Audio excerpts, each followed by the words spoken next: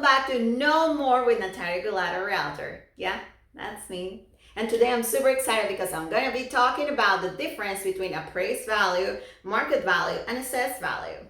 Now that we are in a property tax season, I've been asked more often, so Natalia, I've heard that homes in my community have been selling for way above the list price. But I went online and the assessed value of my house is much lower than those prices you're talking about. So what's all of that about? Like, why is that? What's the right number? So Natalia, last year the appraisal district said that my home was worth this much. So if I were to sell my house today, how much is it worth? Is it what I find online? Or because I heard that you do home valuation, so is it different what you do from what they do? What's all that about? So I figure I'll make a video and explain the difference between these three terms and give you the answer. So here we go.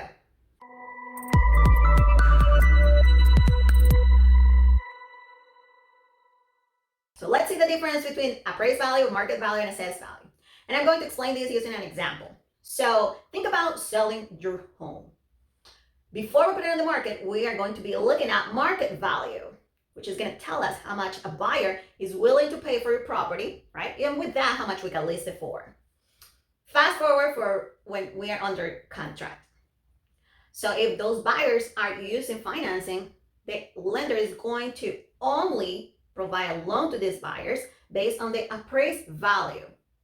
And the appraised value is determined by a professional appraiser who at his or her best ability will determine how much the property is worth, considering many variables, including but not limited to size, condition, features or highlights of your property, demand and supply trends, and also considering for how much homes or properties similar to yours have been recently sold in the same area, just as we realtors do when determining market value. Therefore, those numbers usually match the appraised value and the market value. So now let's think about for when your home is actually sold. So the tax authority is going to go to the new owners and provide them with the amount of taxes owed in the beginning of the year. And those taxes have been calculated based on the assessed value of the property, right? Which comes from a completely different analysis, right? It's a completely different approach, a lot less detail as it's done in mass scale, averaging values in entire communities, entire neighborhoods, and not necessarily considering features or highlights of your home, or not even looking at the interior and exterior of your property.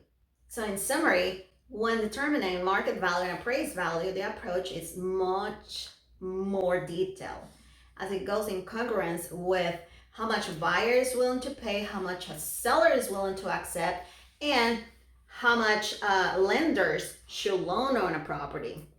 Different from assessed value, which comes from a much less detailed approach because of its purpose is basically just collect taxes to meet the local budget that later on we're going to use in schools, roads, hospitals, and many other programs.